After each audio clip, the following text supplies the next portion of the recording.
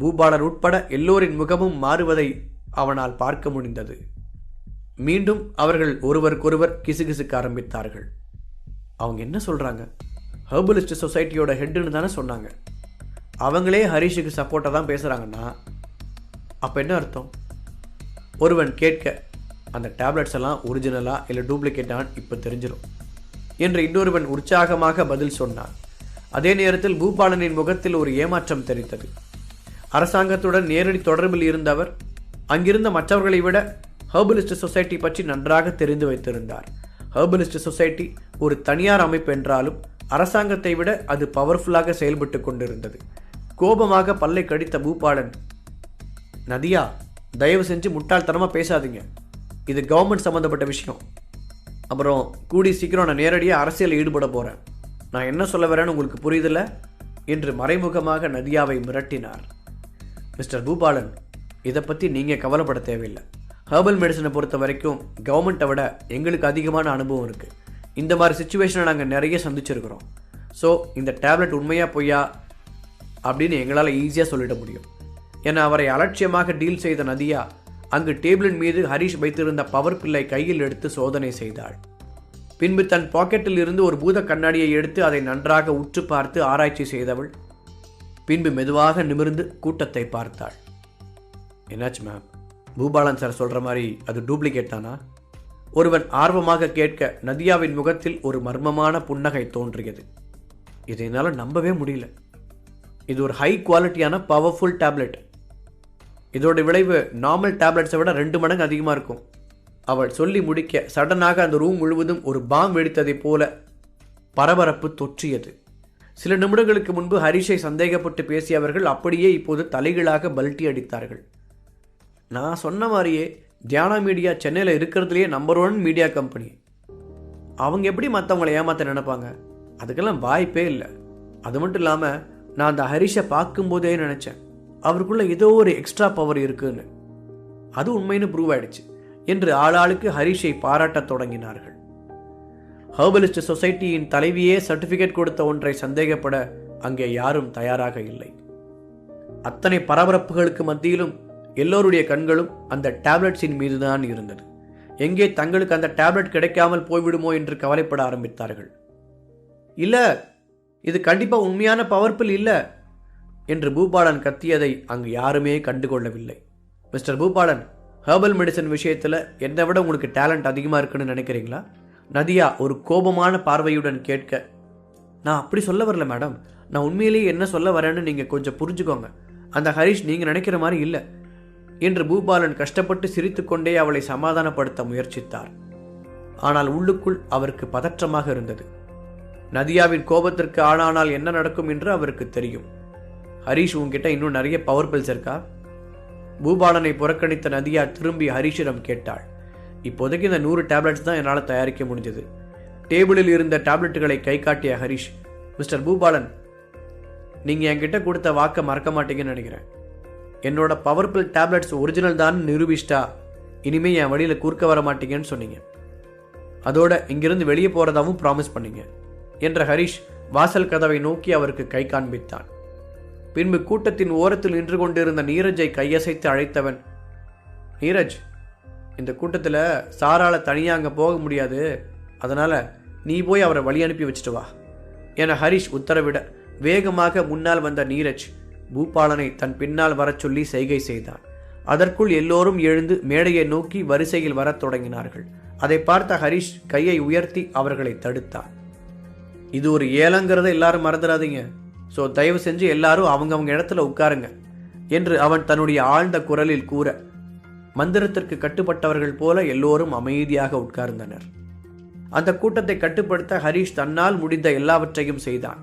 அவன் எதிர்பார்த்தது போலவே அங்கிருந்த அனைவரும் ரொம்பவே பணிவாக நடந்து கொண்டனர். சொல்லப்போனால் எல்லோரும் ஹரிஷை பார்த்து பயப்படக்கூட செய்தனர். இப்போது ஹரிஷ் பற்றிய அவர்களுடைய கருத்து முற்றிலுமாக மாறியிருந்தது. அவ்வளவு பவர்ஃபுல்லான பூபாலனை அவன் தைரியமாக எதிர்கொண்ட விதம் அவர்களை வியப்பில் ஆழ்த்தியது. அவன் பிசினஸ் வட்டாரத்தில் ஒரு நம்பிக்கை நட்சத்திரமாக வளர்ந்து வந்தான். ஹரிஷ், உங்ககிட்ட நான் கொஞ்சம் பேசலாமா? திடீரென நதியா அவனிடம் கேட்க, கண்டிப்பா மேம். அப்புறம் இன்னைக்கு நீங்கள் பண்ண ஹெல்ப்புக்கு ரொம்ப தேங்க்ஸ் என்றான் அவன். மிச்சம் இருக்கிற ஏலத்தை நீங்களும் ஜீவாவும் பார்த்துக்கோங்க நிக்கிதா என்ற ஹரிஷ் ஜீவாவின் தோளில் தட்டி கொடுத்து விட்டு அங்கிருந்து வெளியே வந்தான். அந்த ரூமுக்கு வெளியே இருந்த வறண்டாவின் ஓரத்தில் நதியா நிற்க ஹரிஷ் அவளுக்கு அருகில் போனான். ஜீவாவும் நதியாவும் இப்படி திடீரென வந்து தனக்கு உதவுவார்கள் என்று அவன் எதிர்பார்க்கவில்லை. அதை நினைத்து உற்சாகத்துடன் அவளுக்கு எதிரே போய் நின்ற ஹரிஷ், சொல்லுங்க மேம், என்கிட்ட என்ன பேசணும் என்று கேட்டான். என்கிட்ட என்ன பேசணும்னு நினைக்கிறீங்க என்று ஹரிஷ் அவளிடம் கேட்க, ஹரிஷ், நீ பிஸ்னஸில் இவ்வளோ பெரிய டேலண்டடான பர்சனாக இருப்பேன்னு நான் எதிர்பார்க்கவே இல்லை. இந்த 100 பவர் டேப்லெட்ஸ் மூலமாக நிறைய சம்பாதிக்க போகிற. ஃப்யூச்சரில் உனக்குன்னு இங்கே ஒரு பெரிய பேர் கிடைக்க போகுது. தியானா மீடியாவை இனி யாராலையும் அசைச்சிக்க கூட முடியாது. நதியா உற்சாகமாக பேசினாள். இது ஒரு சின்ன ஸ்டெப் தான் மேடம், இன்னும் நான் போக வேண்டிய தூரம் நிறைய இருக்கு. ஹரிஷ் தன்னடக்கத்துடன் பதிலளித்தான். உண்மையில் நதியா இந்த ஹெர்பல் மெடிசன் விஷயத்தில் அவனுடைய மனதில் என்ன திட்டம் வைத்திருக்கிறான் என்பதை தெரிந்து கொள்ளத்தான் இப்படி ஒரு தூண்டிலை வீசினாள். ஆனால் ஹரிஷோ கழுவும் நீரில் நழுவும் மீனாக இருந்தான். நதியா சந்தேகப்பட்டது போலவே இந்த பவர்ஃபுல் விஷயத்தில் ஹரிஷின் மனதில் இன்னொரு திட்டமும் இருந்தது. பிசினஸ் வட்டாரத்தில் இருக்கும் எல்லோருக்கும் இப்படி டேப்லெட்ஸ் கொடுப்பதன் மூலம் அவர்கள் அனைவரையும் தன்னுடைய நண்பர்களாக மாற்ற நினைத்தான். அதன் மூலம் பிசினஸ் சர்க்கிளில் அவனுக்கான ஆதரவு அதிகரிக்கும். அது அவன் கட்ட நினைக்கும் சாம்ராஜ்யத்திற்கு மிகப்பெரிய உதவியாக இருக்கும். இதை பற்றியெல்லாம் ஹரிஷ் யோசித்துக் கொண்டிருக்கும் போதே நதியா ஏதோ சொல்ல தொடங்கியிருந்தாள். ஆனால் நீ எப்போவுமே கொஞ்சம் கவனமாக இருக்கணும். அதுவும் பூபாலன் மாதிரி ஆளுங்க கிட்ட ரொம்பவே ஜாக்கிரதையாக இருக்கணும். அவரோட கண்ணில் உன் மேலே இருக்கிற வெறுப்பை பார்த்தேன். இதுக்கப்புறம் கண்டிப்பாக அவர் அமைதியாக இருக்க மாட்டார். அந்த ஆளை சமாளிக்கிறது அவ்வளோ ஈஸியான வேலை இல்லை என்று ஹரிஷின் மீதான அக்கறையுடன் அவள் கூறினாள். டோன்ட் வரி மேம், நான் அவர்கிட்ட கவனமாக இருப்பேன் என்று ஹரிஷ் வாய் வார்த்தைக்கு சொன்னாலும் பூபாலன் விஷயம் அவனுக்கும் ஒரு உறுத்தலாகத்தான் இருந்தது. அதை இன்னும் ஆழமாக கவனிக்க வேண்டும் என்று நினைத்து கொண்டான். சிறிது நேரம் அந்த இடத்தில் மௌனம் நீடிக்க நதியா அவ்வளவு நேரம் தன் மனதில் இருந்த சந்தேகத்தை ஒரு வழியாக அவனிடம் கேட்டாள். இந்த 100 பவர் டேப்லெட்ஸையும் நீதான் தயாரிச்சியா? நதியா கேட்கவும் ஹரிஷின் உதட்டோரத்தில் ஒரு சிரிப்பு தோன்றியது. அவள் இதைத்தான் கேட்க நினைத்தாள் என்று அவனுக்கு தெரியும். அந்த கூட்டத்தின் முன்னால் தனக்கெல்லாம் தெரிந்தது போல அவள் பேசினாலும் அவள் மனதின் ஓரத்தில் இந்த சந்தேகம் இருக்கத்தான் செய்தது. உங்களோட கேள்விக்கு பதில் சொல்றதுக்கு முன்னாடி நான் ஒன்று கேட்கவா? உங்களுக்கு பவர்ஃபுல் செய்ய தெரியுமா மேம்? தன் பாக்கெட்டுகளில் கைவிட்டபடி நின்ற ஹரிஷ் அமைதியாக கேட்டான். அவனது கேள்விக்கு பின்னால் பல காரணங்கள் இருந்தது. முதலாவது, அந்த பவர்ஃபுல் டேப்லெட் எப்படி தயாரிப்பது என்பது நதியாவுக்கு தெரியும் என்றால் உண்மையில் அதன் ஃபார்முலா தொலைந்து போகவில்லை என்று அர்த்தமாக்கிவிடும். அது ஹெர்பலிஸ்ட் சொசைட்டி அல்லது வேறு சில அமைப்புகளால் மறைத்து வைக்கப்பட்டுள்ளது என்ற சந்தேகத்தை ஹரிஷ் உறுதி செய்து கொள்வான். ஆனால் அதற்கு பதில் சொல்லாத நதியாவோ அவனை கோபமாக முறைக்க ஹரிஷ் ஒரு திகைப்புடன் அவளை பார்த்தான். என்னாச்சு என மீண்டும் அவன் கேட்க, இல்லை, நான் உன்னை புத்திசாலின்னு நினச்சேன். நீயும் கடைசியில் முட்டாளாக தான் இருக்கியான்னு யோசித்தேன். இந்த டேப்லெட்டுக்கான ஃபார்முலா தான் பல வருஷங்களுக்கு முன்னாடியே தொலைஞ்சு போச்சே. அப்புறம் எப்படி எனக்கு தெரியும்? அப்படி உண்மையிலேயே இந்த ஃபார்முலா யார்கிட்டையாவது இருந்தால் எதுக்கு இவ்வளோ பேர் வந்து உங்ககிட்ட பணத்தை கொட்டி கொடுத்து அதை வாங்க தயாராக இருக்க போகிறாங்க? ஹெர்பல் மெடிசன் சம்மந்தப்பட்ட குரூப்ஸ் அதை போட்டி போட்டு தயாரித்து இதே மாதிரி சேல்ஸ் பண்ணியிருக்க மாட்டாங்களா என்று நதியா கடுப்புடன் பதில் சொன்னாள். நீங்கள் சொல்கிறதும் சரிதான். ஹரிஷ் சங்கடமாக சிரித்தான். அதனால தான் உன்கிட்ட கேட்டேன். பவர்ஃபுல் டேப்லெட் ரொம்ப ரேரானது. ஹெர்பலிஸ்ட் சொசைட்டி இவ்வளோ நாள் ஆராய்ச்சி பண்ணியும் அதோட சரியான ஃபார்முலாவை கண்டுபிடிக்க முடியல என்று பேசிக்கொண்டே போன நதியா அப்போதுதான் சுதாரித்து தான் அளவுக்கு மீறிய விவரங்களை ஹரிஷிடம் சொல்லிக் கொண்டிருப்பதை உணர்ந்தாள். பேச்சை மாற்ற வேண்டாம் ஹரிஷ், என் கேள்விக்கு பதில் சொல்லு. நதியா அவனிடம் நேரடியாக கேட்க, சரி, நான் உண்மையை சொல்லிடுறேன். இந்த டேப்லெட்ஸ் மொத்தத்தையும் நான் தான் செஞ்சேன் என்றான் ஹரிஷ். இனி அதை பற்றி அவளிடம் மறைக்க முடியாதென்று அவனுக்கு தெரியும். அதனால் உண்மையை ஒத்துக்கொள்ள முடிவு செய்தான். ஏற்கனவே அதை யூகித்திருந்தாலும் ஹரிஷ் தன் வாயால் சொன்னதும் ஒரு நிமிடம் அவளால் மூச்சு கூட விட முடியவில்லை. ஹீலிங் ஆர்ட்ஸ் காலேஜில் போட்டி நடந்தபோது ஹரிஷை பற்றி ரேணுபிரியா தப்பு தப்பாக சொன்னதும் உணர்ச்சி வசப்பட்ட நதியா அவனை அழிக்க வேண்டும் என்று சொன்னதெல்லாம் ஹரிஷுக்கு தெரியாது. அதன் பிறகு ஃபைனல் ரவுண்டில் அவனுடைய திறமையை பார்த்து நதியா மனதை மாற்றிக்கொண்டாள். அதனால்தான் இங்கு ஏலம் விடப்படும் விஷயம் கேள்விப்பட்டு வந்தவள் நடந்த பிரச்சனையை பார்த்து ஹரிஷுக்கு உதவ முன்வந்தாள். அது மட்டுமின்றி அவளுக்குமே அது உண்மையான டேப்லெட் தானா என்பதை தெரிந்து கொள்ளும் ஆர்வம் இருந்தது. ஒரு பெரு மூச்சுடன் அந்த நினைப்பிலிருந்து வெளியே வந்த நதியா, நான் இதை சொல்லியே ஆகணும் ஹரிஷ், உண்மையிலேயே நீ ஒரு ஜீனியஸ் தான் என்று மனதார கூறினாள். அவள் சொன்னதை பெரிதாக எடுத்துக்கொள்ளாத ஹரிஷ், ஓகே மேடம், என்கிட்ட கேட்குறதுக்கு உங்களுக்கு வேறு ஏதாவது இருக்கா? ஏன்னா இன்னும் நான் தீர்க்க வேண்டிய பிரச்சனைகள் நிறையா இருக்குது. ஹரிஷ் தீவிரமான குரலில் கேட்க நதியா எதுவும் பேசாமல் அமைதியாக இருந்தாள். அவளிடமிருந்து எந்த பதிலும் வராததால் தோள்களை குலுக்கிய ஹரிஷ் உள்ளே செல்வதற்காக திரும்ப, ஒரு நிமிஷம் ஹரிஷ் என்று அவனை தடுத்து நிறுத்தினாள் நதியா. ஹரிஷ் கேள்விக்குறியுடன் அவளை பார்க்க, எனக்கு உங்ககிட்ட ஒரு முக்கியமான வேண்டுகோள் இருக்கு, உன்னால் அதை செஞ்சு தர முடியுமா என்று அமைதியான குரலில் கேட்டாள் அவள். முதல்ல உங்களுக்கு என்ன ஹெல்ப் வேணும்னு சொல்லுங்க, அதுக்கப்புறம் என்னால் முடியுமா முடியாதுன்னு சொல்கிறேன் என்று முன்னெச்சரிக்கை உணர்வுடன் பதில் கூறினான் ஹரிஷ். இந்த கம்பெனி பிரச்சனையை முடித்துவிட்டு அவன் அக்ஷராவை காப்பாற்றச் செல்ல வேண்டும். இன்னொரு பக்கம் மோனிஷாவிற்கு வேறு அவளுடைய தாத்தாவை காப்பாற்றி கொடுப்பதாக வாக்கு கொடுத்திருக்கிறான். கடத்தப்பட்ட அவர் என்ன ஆனார் என்பது இதுவரை அவனுக்கு தெரியவில்லை. அந்த பிரச்சனையையும் அவன் பார்க்க வேண்டியிருந்தது. இதற்கிடையில் நதியா கேட்கப் போவது என்ன உதவி என்று தெரியாமலே சரி என்று ஒத்துக்கொள்ளும் அளவிற்கு அவன் முட்டாள் இல்லை. ஒருத்தரோட உயிரை காப்பாற்றுறதுக்காக நீ என் கூட வரணும். நதியா தீவிரமான குரலில் கேட்டாள். என்ன, இங்கேயும் அதே கதை தானா? இன்னும் நான் எத்தனை பேரோட உயிரை தான் காப்பாற்றி ஆகணும்? யோசித்த ஹரிஷ் நதியாவை நிமிர்ந்து பார்த்தான். நதியா மேடம், ஒரு விஷயத்தை நல்லா புரிஞ்சுக்கோங்க. எனக்கு டேப்லெட்ஸ் எப்படி தயாரிக்கணும்னு தான் தெரியும். ஒருத்தரோட உயிரை காப்பாற்றுறதுக்கு நான் ஒன்றும் டாக்டருக்கு படிக்கலை.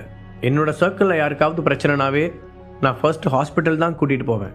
ஸோ நீங்கள் அவரை கொண்டு போய் நல்ல ஹாஸ்பிட்டலில் சேருங்க என்று அட்வைஸ் செய்தான். இல்லை, நான் சொல்கிறத ஒரு நிமிஷம் பொறுமையாக கேளு. நான் சொல்கிற அந்த நபரோட உயிர் இப்போ ஆபத்தில் இருக்குது. ஆயுள் நீட்டிப்பு மாத்திரை, அது இல்லாமல் அவரோட உயிரை காப்பாற்ற முடியாது. நீ மட்டும் அவர் காப்பாற்றினேன்னா அது உனக்கும் உன்னை சுற்றி இருக்கிறவங்களுக்கும் பெரிய பெனிஃபிட்டை தரும். இதை மட்டும் என்னால் உறுதியாக சொல்ல முடியும். நதியா தன்னால் முடிந்தவரை அவனை கன்வின்ஸ் செய்ய முயற்சித்தாள். நீங்கள் இவ்வளோ அழுத்தி சொல்கிறத பார்த்தா அந்த நபர் உங்களுக்கு ரொம்ப முக்கியமான ஆள் போலையே. ஹரிஷ் ஆச்சரியத்துடன் கேட்டான். நதியா சொன்ன அந்த டேப்லெட்டை பற்றி அவனுக்கு நன்றாகவே தெரியும். அது கொஞ்சம் உயர்தரமான மாத்திரை. அந்த டேப்லெட்டை சரியான முறையில் தயாரித்தால் அது ஒருவரின் ஆயுளை நீட்டிக்க உதவும். ஆனால் அந்த டேப்லெட்டை உருவாக்குவது மிகவும் சிக்கலான ஒரு செயல்முறை. அதனால் அதை தன்னால் சரியாக செய்ய முடியும் என்று ஹரிஷால் அவளுக்கு முழு உத்தரவாதம் தர முடியவில்லை. நதியா எதுவும் பேசாமல் அமைதியாக நிற்க, நீங்கள் காப்பாற்ற விரும்புகிற அந்த பர்சன் யாருன்னு நான் தெரிஞ்சுக்கலாமா? ஹரிஷ் மீண்டும் கேட்டான். யாருக்கு உதவுகிறோம் என்பதை பற்றி அவன் தெரிந்து கொள்ள விரும்பினான். ப்ளீஸ், அதை பற்றி இப்போ கேட்காத. அந்த பர்சன் ரொம்ப முக்கியமான ஒருத்தருங்கிறத மட்டும்தான் இப்போ என்னால் சொல்ல முடியும். அவரை நிச்சயம் நாம் இழக்கக்கூடாது. நதியா எப்படியாவது அவனுக்கு புரிய வைக்க முயற்சித்தாள். ஆனால் அந்த பர்சன் யார் என்ற விவரங்களை மட்டும் அவள் கூற தயாராக இல்லை. ஹரிஷ் மீண்டும் கேட்டான். யாருக்கு உதவுகிறோம் என்பதை பற்றி அவன் தெரிந்து கொள்ள விரும்பினான். ப்ளீஸ், அதை பற்றி இப்போ கேட்காத. அந்த பர்சன் ரொம்ப முக்கியமான ஒருத்தருங்கிறத மட்டும்தான் இப்போ என்னால் சொல்ல முடியும். அவரை நிச்சயம் நாம் இழக்கக்கூடாது. நதியா எப்படியாவது அவனுக்கு புரிய வைக்க முயற்சித்தாள். ஆனால் அந்த பர்சன் யார் என்ற விவரங்களை மட்டும் அவள் கூற தயாராக இல்லை. அவர் ஸ்டேட் இல்லை சென்ட்ரல் கவர்மெண்ட்டில் ஏதாவது முக்கியமான போஸ்டிங்கில் இருக்காரா? ஹரிஷ் சந்தேகத்துடன் கேட்டான். நீ எவ்வளோ கேட்டாலும் என்னால் இப்போதைக்கு அதை பற்றி மட்டும் சொல்லவே முடியாது. ஆனால் நீ அவருக்காக நான் கேட்ட டேப்லெட்டை தயாரித்து கொடுத்தேன்னா உனக்கு கிடைக்க போகிற பலன்கள் உன் கற்பனைக்கு அப்பாற்பட்டதாக இருக்கும். சொன்ன நதியாவிடம் ஒரு ஆவேசம் தெரிந்தது. விட்டால் ஹரிஷின் தலையில் அடித்து சத்தியமே செய்திருப்பாள். உண்மையை சொல்லணும்னா நீங்கள் சொல்கிறது என்னால் நம்பவே முடியல. உங்கள் ஹெர்பலிஸ்ட் சொசைட்டியில் ஏகப்பட்ட டேலண்டடான ஆளுங்க இருக்கிறதா நான் கேள்விப்பட்டிருக்கேன். அவங்களில் ஒருத்தரால் கூடவா இந்த ஆயுள் நீட்டிப்பு டேப்லெட்டை தயாரிக்க முடியல? ஹரிஷ் தன் மனதில் இருந்ததை வெளிப்படையாகவே கேட்டான். ரொம்ப நேரமாக அதுதான் அவருடைய மிகப்பெரிய சந்தேகமாக இருந்தது. எங்களை கிண்டல் பண்ணுறதை நிறுத்து ஹரிஷ். அந்த டேப்லெட்டுக்கான ஃபார்முலாவும் ஹெர்பலிஸ்ட் சொசைட்டியில் இல்லை. அது இருந்திருந்தால் நான் ஏன் உங்ககிட்ட வந்து கெஞ்சிட்டு இருக்க போகிறேன்? சொன்ன நதியா பொறுமை இழக்க ஆரம்பித்திருந்தாள். அப்போதுதான் ஹரிஷ் தன்னிடம் இருக்கும் ப்ளஸ் பாயிண்டை உணர்ந்தான். முதலாக சைமனிடமிருந்து எடுத்த புத்தகத்தில் இது போன்ற ஏராளமான தொலைந்து போன ஃபார்முலாக்கள் இருந்தது. அதை சைமன் டெவில் கேங்கிலிருந்து திருடி கொண்டு வந்திருந்தான். அதிலிருந்துதான் ஹரிஷ் நிறைய ஹெர்பல் மெடிசன்களை தயாரிக்க கற்றுக்கொண்டான். அது தவிர அவனுடைய குரு ருத்ரவேந்தரும் அவனுக்கு நிறைய ஃபார்முலாக்களை கற்றுத் தந்திருந்தார். கொஞ்ச நேரம் யோசித்த ஹரிஷ், சரி, நான் உங்களுக்கு ஹெல்ப் பண்ணுறேன் என்று தலையாட்டினான். நிஜமாக தான் சொல்றியா? நதியா நம்ப முடியாத ஆச்சரியத்துடன் கேட்டாள். ஹரிஷ் இந்த உதவியை செய்வதாக கூறியதில் 2 முக்கியமான விஷயங்கள் இருந்தது. ஒன்று, அவன் ஒரு உயிரை காப்பாற்றப் போகிறான். இன்னொன்று, அவனிடம் அந்த ஆயுள் நீட்டிப்பு மாத்திரைக்கான ஃபார்முலா இருக்கிறது என்பதையும் அவள் புரிந்து கொண்டாள். எப்படி இது போன்ற அபூர்வமான ஃபார்முலாக்கள் எல்லாம் அவனுக்கு கிடைத்ததென்று அவளுக்கு புரியவில்லை. அதை கேட்டு ஹரிஷ் உதவி செய்ய மறுத்துவிட்டால் முதலுக்கே மோசமாகிவிடும் என்று நினைத்தவள் இப்போதைக்கு அதை பற்றி கேட்காமல் தள்ளி போட்டாள். ஹரிஷால் இது போன்ற ஆயுள் நீட்டிப்பு டேப்லெட்டுகள் தயாரிக்க முடியும் என்ற நியூஸ் மட்டும் பிசினஸ்மேன்கள் இடையில் பரவினால் என்ன நடக்கும் என்பதை அவளால் கற்பனை கூட செய்து பார்க்க முடியவில்லை. இந்த உலகின் செல்வாக்கு மிகுந்தவர்கள், சக்தி வாய்ந்தவர்கள் என எல்லோருமே ஹரிஷை நோக்கி படையெடுத்திருப்பார்கள். அப்படி ஒன்று நடக்கக்கூடாது என்று நினைத்ததால் தான் ஹரிஷ் அதை ரகசியமாக வைத்திருக்கிறான் என்பதை புரிந்து கொண்ட நதியா அன்றைக்கு ரேணுபிரியா சொன்ன அளவுக்கு ஹரிஷ் மோசமானவன் இல்லை என்பதையும் உணர்ந்தாள். ஹரிஷ் வெறுமனே பணத்துக்கு பேராசைப்படுபவனாக இருந்தால் அவனுக்கு தெரிந்த இந்த ஃபார்முலாக்களை எல்லாம் வைத்து எவ்வளவு வேண்டுமானாலும் சம்பாதித்திருக்க முடியும். ஆனால் அவன் அப்படி செய்யவில்லை. அப்படியானால் அவனுடைய நோக்கம் வேற ஏதாவது இருக்குமோ என்று சந்தேகப்பட்டவன் அதை பற்றி வெளிப்படையாக கேட்க முடியாமல் திணறினாள். பின்பு சுற்றுமுற்றும் யாராவது இருக்கிறார்களா என்பதை பார்த்தவள் ஹரிஷிடம் திரும்பி, அப்புறம் நீ எனக்கு இன்னொரு ஹெல்ப்பும் பண்ணணும். சரியான நேரம் வரும்போது அந்த ஹெல்ப்பை ஹெர்பலிஸ்ட் சொசைட்டி சார்பாக செஞ்சதான் நீ சொல்லணும் ப்ளீஸ் என்று குரலை தாழ்த்தி கொண்டு கேட்டாள். அதை கேட்ட ஹரிஷ், ஏன் உங்களுக்கு ஃப்ரீயாக விளம்பரம் வேணுமா என்று ஒரு விதமான அதிர்ச்சியுடன் கேட்டான். நதியாவின் மனதில் இருக்கும் திட்டத்தை இன்னும் அவனால் சரியாக புரிந்து கொள்ள முடியவில்லை. ஹெர்பலிஸ்ட் சொசைட்டி சார்பாக அந்த உதவியை செய்வதாக கூறினால் அவனும் அந்த அமைப்பின் மெம்பர் என்று ஆகிவிடாதா என்று யோசித்தவன், இந்த மாதிரி ஒரு வளையத்துக்குள்ளே என்னை கொண்டு வரதை நான் விரும்பல என்று அவளிடம் கூறினான். தனக்கு ஹெர்பலிஸ்ட் சொசைட்டியில் இணைய விருப்பமில்லை என்பதை இவ்வாறு மறைமுகமாக தெரிவித்தான். ஹரிஷ், நான் நல்லா யோசிச்சு தான் இதை சொல்கிறேன். ஏற்கனவே உங்ககிட்ட ஒரு தடவை பேசின மாதிரி ஹெர்பல் மெடிசனில் உனக்கு இவ்வளோ டேலண்ட் இருக்குன்னு தெரிஞ்சா மற்ற அமைப்புகள் எல்லாம் உன்னை நிம்மதியாக வாழவே விட மாட்டாங்க. உன் குடும்பத்தை வச்சே உன்னை பயமுறுத்துவாங்க. அந்த சிச்சுவேஷனில் ஹெர்பலிஸ்ட் சொசைட்டியால் மட்டும்தான் உன்னை பாதுகாக்க முடியும். அதை ஃபஸ்ட்டு புரிஞ்சுக்கோ. அவனை தன்னுடைய திட்டத்திற்கு இணங்க வைக்க நதியா விடாமல் முயற்சி செய்தாள். மற்றவங்க என்னை பாதுகாக்கணும்னு நினைக்கிறதுக்கு நான் ஒன்றும் பழைய ஹரிஷ் இல்லை. ஹரிஷ் அலட்சியமாக கூற அவனுடைய பதிலை கேட்டு நதியா ஒரு நிமிடம் திகைத்து போனாள். அவன் கூறுவது உண்மைதான். இப்போது கூட ஹரிஷிடமிருந்து ஒரு விதமான சக்தி வெளிப்படுவதை பக்கத்தில் நிற்கும் அவளால் உணர முடிந்தது.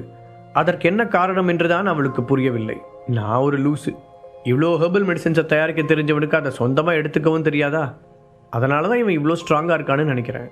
இல்லைனா எப்படி யாராலையும் தோக்கடிக்கவே முடியாத அளவுக்கு இவ்வளோ பலசாலியாக இருக்க முடியும்? கிட்டத்தட்ட சரியாக யோசித்தாள் நதியா. அதையும் தாண்டி அவனுடைய டிஎன்ஏவிலேயே ஒரு அதிசயம் இருப்பது அவளுக்கு தெரியாது. இல்லாவிட்டால் எல்லா மெடிசின்களையும் இப்படி அவன் உடம்பு ஏற்றுக்கொண்டு இருக்காது. எப்படி பார்த்தாலும் அவனை பாதுகாப்பதற்கு ஹெர்பலிஸ்ட் சொசைட்டி தேவைப்படாது. சொல்லப்போனால் அவனுடைய உதவிதான் அவர்களுக்கு தேவை என்பதை புரிந்தவள் வேறென்ன சொல்லி அவனை சமாதானப்படுத்துவதென்று தெரியாமல் தவித்தாள். அது ஹரீஷ் என்று நதியா மேலும் ஏதோ கூற வர, போதும் நிறுத்துங்க மேடம் என கையை உயர்த்தி அதை தடுத்தான் ஹரீஷ். உங்களுக்கு என்னை எப்படியாவது ஹெர்பலிஸ்ட் சொசைட்டியில் ஜாயின் பண்ண வைக்கணும். அதுக்கு தானே எப்போ பார்த்தாலும் இதையே சொல்லிக்கிட்டு இருக்கீங்க. முதல்ல ஒரு விஷயத்த நல்லா மனசில் ஏற்றிக்கோங்க. நீங்கள் நினைக்கிற மாதிரி என்னை அப்படிலாம் ஒரு கூண்டுக்குள்ளே அடைக்க முடியாது. நான் ஒரு கட்டுப்படுத்த முடியாத காட்டாறு என்று அமைதியாக அதே சமயம் அழுத்தமாகவும் கூறியவன், நான் ஏன் இப்படி 100 பவர்ஃபுல் டேப்லெட்ஸை தயாரித்து ஏலத்தில் விடுறான்னு உங்களுக்கு தெரியுமா என்று அவளிடமே கேட்டான். அதற்கு தெரியாது என்று தலையசைத்த அவளின் கண்கள் திடீரென பெரிதாக விரிந்தது.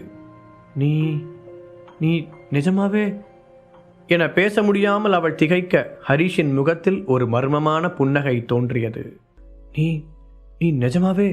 நதியா பேசக்கூட முடியாமல் தடுமாற, நதியா மேம், நான் எதை பற்றி பேசுகிறேன்னு நீங்கள் புரிஞ்சுக்கிட்டா போதும். அதை வெளியே சொல்லணும்னு அவசியம் இல்லை. ஒரு புதிரான புன்னகையுடன் சிரித்த ஹரிஷ் அவளுடைய தோளில் தட்டி அமைதிப்படுத்தி விட்டு அங்கிருந்து விலகிச் சென்றான். நாளை காலையில் நான் எங்கே வரணும்னு எனக்கு வாட்ஸ்அப்பில் லொக்கேஷன் சென்ட் பண்ணுங்க. நடந்து கொண்டே அவன் சொல்லிவிட்டு செல்ல நதியா தளர்ந்து போய் அங்கிருந்த சேரில் அமர்ந்தாள். ஹரிஷின் மனதில் என்ன இருக்கிறது என்று அவளுக்கு முழுதாக தெரியாவிட்டாலும் ஓரளவுக்கு கெஸ் பண்ண முடிந்தது. அதுவே அவளுக்கு ஒரு திகைப்பை ஏற்படுத்தியது. உள்ளே நுழைந்த ஹரிஷ் நேராக ஜீவாவிடம் போய் நின்றான். ஜீவா அவனை முறைக்க, சாரிடா மச்சான் என்று மன்னிப்பு கேட்ட ஹரிஷ் பாவமாக அவனை பார்த்தான். இவ்வளவு நேரம் நதியாவிடம் காட்டிய கெத்திற்கு நேர்மாறாக இப்போது அவன் இருந்தான். நீ என் கூட பேசாத. இவ்வளோ நாள் உன்னை காணாமல் நான் எவ்வளோ கஷ்டப்பட்டேன்னு தெரியுமா? எந்த வேலையிலையும் சரியாக கான்சன்ட்ரேஷனே கூட பண்ண முடியல. ஆனால் நீ திரும்ப வந்ததுக்கப்புறம் எனக்கு ஒரு ஃபோன் கூட பண்ணலை. எப்பவும் போல சந்தனாவுக்கு ஃபோன் பண்ணப்போ தான் விஷயமே தெரிஞ்சது. ஜீவா கலங்கிய குரலில் கூற ஹரிஷ் அவனுடைய கையை பிடித்து இழுத்து கொண்டு தன்னுடைய ஆஃபீஸ் ரூமுக்கு போனான். நிஜமாக சாரிடா மச்சான், நான் வேணும்னு பண்ணலை. வீட்டுக்கு வந்த உடனே அக்ஷராவோட கல்யாண விஷயத்தை பற்றி சந்தனா சொன்னான். என்னால் இன்னொரு பொண்ணோட லைஃப் ஸ்பாயில் ஆகக்கூடாதுன்னு உடனே அங்கே கிளம்பி போனேன். அதுக்கப்புறம் தான் கம்பெனி இவ்வளோ பெரிய சிக்கல் இருக்கிற விஷயமே தெரிஞ்சது. அந்த நிமிஷத்துலேருந்து இப்போ வரைக்கும் என்னால் ரிலாக்ஸாக மூச்சு விடக்கூட முடியலடா. ஒவ்வொன்றா சரி பண்ணி இப்போ தான் ஓரளவுக்கு நிலைமை கண்ட்ரோலுக்கு கொண்டு வந்திருக்கேன். ஹரிஷ் ஒரு பெரு மூச்சுடன் கூற, ஹரிஷ் உன் கம்பெனியில் எவ்வளோ பெரிய பிரச்சனை நடந்திருக்குன்னு தெரிஞ்ச உடனே என்கிட்ட இன்ஃபார்ம் பண்ணியிருந்தா என்னால் முடிஞ்ச ஹெல்ப்பை நான் பண்ணியிருப்பேன்ல. எதேச்சியாக தான் தியானா மீடியாவில் நடக்கிற ஏலத்தை பற்றி நான் தெரிஞ்சுக்கிட்டேன். அப்போ எனக்கு எவ்வளோ வலிச்சுதுன்னு தெரியுமா? ஜீவா கண் கலங்கியபடி சொன்னான். அதற்கு பதில் சொல்ல முடியாத ஹரிஷ் அவனை இறுக்கமாக அணைத்து கொண்டான். தயவு செஞ்சு நான் மன்னிச்சிரு ஜீவா. உன்னோட ஞாபகம் வராமலாம் இல்லை. ஆனால் எனக்காக ஏற்கனவே நீ 2-3 தடவை உயிர் போகிற நிலைமைக்கு போயிட்ட. இன்னொரு தடவை அந்த மாதிரி நடக்கிறத நான் பார்க்க விரும்பலை. அப்புறம் திவ்யாவுக்கு என்னால் எப்படி பதில் சொல்ல முடியும்? அதனால தான் இந்த பிரச்சனையில் உன்னை இழுக்க வேண்டாம்னு நினச்சேன். எல்லா ப்ராப்ளத்தையும் சால்வ் பண்ணிவிட்டு உன்னை பார்க்க வரலான்னு நினச்சேன். மற்றபடி நீ நினைக்கிற மாதிரி உன்னை மறக்கலாம் இல்லடா. ஹரிஷ் வெளிப்படையாக உண்மையை கூறினான். ஜீவா மனம் கலங்கி அழுவது அவனால் பார்க்க முடியவில்லை. இப்போது ஜீவாவால் ஹரிஷின் மனநிலையை புரிந்து கொள்ள முடிந்தது. ஹரிஷுக்காக ஜீவா அடிபட்டு கிடந்தபோது அவனுடைய உறவினர்கள் ஹரிஷை குத்திக்காட்டி பேசியதை பற்றி திவ்யா ஏற்கனவே அவனிடம் சொல்லியிருந்தாள். இதையெல்லாம் மனதில் வைத்துக் கொண்டுதான் ஹரிஷ் தன்னை அழைக்கவில்லை என்பதை உணர்ந்து கொண்ட ஜீவா, சரிடா, நீ எதனால் இப்படி பண்ணன்னு எனக்கு புரியுது. ஆனால் இன்னொரு தடவை மற்றவங்க பேசுகிறத மனசில் வச்சுட்டு என்னை ஒதுக்கி வச்சிடாத. என்னால் அதை தாங்கிக்கவே முடியாது. ஜீவா மனதார கூற தலையாட்டிய ஹரிஷ் மீண்டும் அவனை அணைத்து கொண்டான். சரி, என்னதான் பிரச்சனைன்னு சொல்லு. ஜீவா கேட்க ஹரிஷ் நடந்த எல்லாவற்றையும் சொன்னான். அவனுடைய கம்பெனியை கவிழ்க்க யுவராஜ் செய்த சதி திட்டங்களையும் தான் அதை சரி செய்த விதத்தையும் கூற ஜீவா அவனை பெருமையுடன் பார்த்தான். ஒரே இரவில் இத்தனை பிரச்சனைகளை சமாளித்திருக்கும் நண்பனை ஆறுதலாக தட்டி கொடுத்தவன், சரி அடுத்து என்ன செய்ய போகிறது ஐடியா என்று கேட்டான். நாளைக்கு அக்ஷராவை தேடி போகலான்னு தான் நினச்சேன். அதுக்குள்ளே நதியா ஒரு ஹெல்ப் கேட்டிருக்காங்க. ஒருத்தரோட உயிர் சம்மந்தப்பட்ட விஷயம்.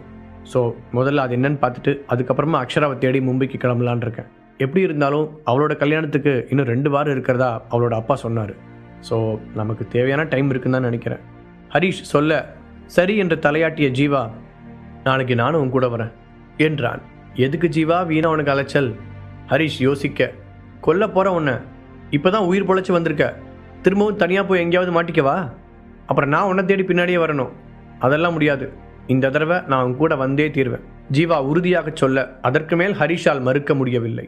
அதன் பிறகு கொஞ்ச நேரம் ஹரிஷிடம் பேசிக்கொண்டிருந்து விட்டு ஜீவா கிளம்ப ஹரிஷ் மீண்டும் ஏலம் நடக்கும் இடத்திற்கு வந்தான். நிகிதாவும் அவனுடைய மற்ற நண்பர்களும் சேர்ந்து ஏலத்தை நடத்தி கொண்டிருக்க அந்த ரூமின் ஒரு மூலையில் அமர்ந்திருந்த போஸ் யாரிடமோ போனில் தீவிரமாக பேசிக் கொண்டிருந்தான். அவனுடைய முகம் பேயறைந்தது போல இருந்தது. இவனை மறந்துட்டேனே, இந்த மென்டல் இன்னும் இங்கேதான் இருக்கானா என்று நினைத்த ஹரிஷ் அவனை நோக்கி ஒரு அடி எடுத்து வைக்க அப்போது அவன் தோள்பட்டையின் மீது ஒரு கை விழுந்தது. சடனாக ஹரிஷுடைய உடலில் ஷாக் அடித்தது போல ஒரு உணர்வு பரவ வேகமாக விலகி நின்றவன் திரும்பி பார்த்தான். அங்கு நிரஞ்சன் ராணா நின்று கொண்டு இருந்தான். அவனுடைய முகத்தில் வழக்கம் போல ஹரிஷை அளவிடும் அந்த கூர்மையான பார்வை இருந்தது. நீயா? சாரி, நீங்களா? நீங்க எப்படி இங்க? அந்த இடத்தில் ராணாவை பார்த்த அதிர்ச்சியில் ஹரிஷ் யோசனையுடன் கேட்டான். ஏன், நானும் இங்கே வரக்கூடாதா? இங்கே டேப்லெட்டுக்கான ஏலம் தானே நடக்குது, அதுக்கு யார் வேணாலும் வரலாமே என்று ஒரு மாதிரியான குரலில் கூறினான் ராணா. இல்லை, பொதுவாக பிஸ்னஸ் லைனில் இருக்கிறவங்க தான் இதில் ரொம்ப ஆர்வமாக கலந்துக்குவாங்க. திடீர்னு உங்களை பார்க்கவும் ஒரு சின்ன ஷாக், அவ்வளோதான் சமாளித்த ஹரிஷ். நீங்களும் பவர் பில்ஸ் வாங்க வந்தீங்களா என்று மீண்டும் ஆச்சரியத்துடன் கேட்டான். ஏனென்றால் ஹெர்பல் மெடிசன் விஷயத்தில் ராணா அவனுக்கு ஒரு படி முன்னால் இருந்தான். அவனுடைய உடலையே வலி தெரியாத அளவிற்கு மாற்றி வைத்திருந்தான். அப்படி இருக்கும்போது அவனுக்கு இந்த பவர் பில் டேப்லெட் எல்லாம் வெறும் மிட்டாய் போலதான். இதையெல்லாம் யோசித்துதான் ஹரிஷ் அப்படி கேட்டான். மெதுவாக ஹரிஷிடம் குனிந்த ராணா, உன்ன மாதிரியே எனக்கும் இதெல்லாம் தேவைப்படாதுன்னு உனக்கு நல்லாவே தெரியும் என்று மெதுவாக கூற ஹரிஷ் ஒரு அதிர்வுடன் அவனை பார்த்தான். ராணா அவனை நெருங்கி வரும்போதெல்லாம் ஹரிஷ் ஒரு வித்தியாசமான உணர்வை ஃபீல் செய்தான். அது அவனை ஏதோ ஒரு விதத்தில் டிஸ்டர்ப் செய்தது. ஆனால் அதை முகத்தில் காட்டிக்கொள்ளாமல் சாதாரணமாக நிமிர்ந்து பார்த்த ஹரிஷ், ப்ரொஃபஸர், நான் உங்களை கேட்கணுன்னே நினச்சிக்கிட்டு இருந்தேன். நாம் எப்போவாவது இதுக்கு முன்னாடி மீட் பண்ணியிருக்கோமா என்று கேட்டான். ஆமாம், காலேஜில் மீட் பண்ணியிருக்கோமே. ராணா கிண்டலாக பதில் சொல்ல பல்லை கடித்த ஹரிஷ், நான் அதை பற்றி கேட்கல, நீங்கள் காலேஜில் ஜாயின் பண்ணுறதுக்கு முன்னாடியே வேற எங்கேயாவது பார்த்துருக்கோமான்னு கேட்டேன் என்று அழுத்தம் திருத்தமாக கூறினான். அவனுடைய கேள்விக்கு நேரடியாக பதில் சொல்லாத ராணா, எனக்கு ஒரு விஷயம் மட்டும் புரியல ஹரிஷ். இந்த பவர் பில்ஸ்க்கான ஃபார்முலா பல வருஷங்களுக்கு முன்னாடியே தொலைஞ்சு போச்சுன்னு கேள்விப்பட்டேன். அப்புறம் எப்படி உன்னால் இந்த டேப்லெட்ஸை தயாரிக்க முடிஞ்சது என சந்தேகத்துடன் கேட்டான். அவ்வளவு நேரம் நதியா கேட்க தயங்கிய அதே கேள்வி இப்போது ராணாவிடமிருந்து எந்த தயக்கமும் இன்றி வெளிப்பட்டது. நான் தான் அந்த டேப்லெட்டை தயாரிச்சிருப்பேன்னு எதை வச்சு சொல்கிறீங்க? நான் வேறு யார்கிட்டையாவது கூட அதை வாங்கியிருக்கலாம்ல? ஹரிஷ் அலட்சியமாக கேட்க, நீ மற்றவங்க மாதிரியே என்னையும் நினச்சி பேசிகிட்டு இருக்கேன்னு நினைக்கிறேன். இந்த டேப்லெட் மொத்தத்தையும் நீ தான் தயாரிச்சான்னு எனக்கு நல்லாவே தெரியும். எனக்கு இன்னும் தெரிய வேண்டிய ஒரே ஒரு விஷயம், அதுக்கான ஃபார்முலா எங்கே கிடைச்சதுங்கிறது தான். அவ்வளவு நேரம் எந்த உணர்ச்சியையும் காட்டாமல் நின்றிருந்த ராணாவிடம் லேசான கோபம் வெளிப்பட்டது. என்ன அதிகாரமெல்லாம் தூள் பறக்குது? நீங்கள் எங்கள் காலேஜில் ப்ரொஃபஸராக ஒர்க் பண்ணுறீங்க, அவ்வளோதான். மற்றபடி உங்கள் கேள்விக்கெல்லாம் பதில் சொல்லணும்னு எனக்கு எந்த அவசியமும் இல்லை. வேகமாக சொன்ன ஹரீஷும் ராணாவை முறைத்தான். அப்படின்னா நான் சந்தேகப்பட்ட மாதிரியே இதில் ஏதோ ஒரு விஷயம் இருக்குது என்ற ராணா, நான் இந்த விஷயத்தை அவ்வளோ சீக்கிரம் விட மாட்டேன் ஹரீஷ். முழு கதையையும் கேட்டு மகிழ பாக்கெட் FM ஆப்பை டவுன்லோட் செய்யுங்கள். லிங்க் டிஸ்கிரிப்ஷனில் கொடுக்கப்பட்டுள்ளது.